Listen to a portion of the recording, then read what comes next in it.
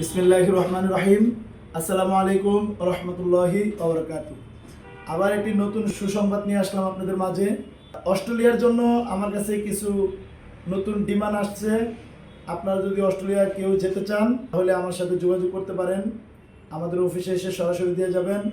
অস্ট্রেলিয়ার ডিমান্ড আসছে আমাদের 16 জুনে।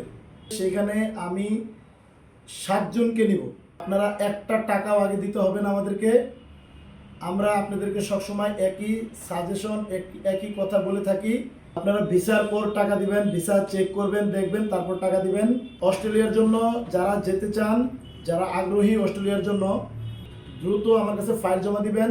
7 জনের বেশি আমরা নিব না।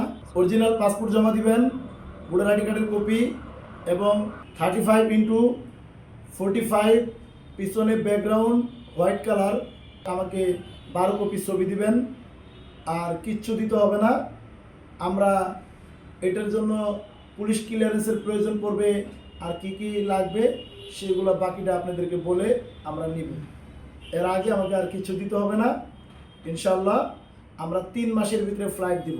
আগামীকাল থেকে যে যেখান থেকে ফাইল দিবেন আমাদের সাথে যোগাযোগ করবেন।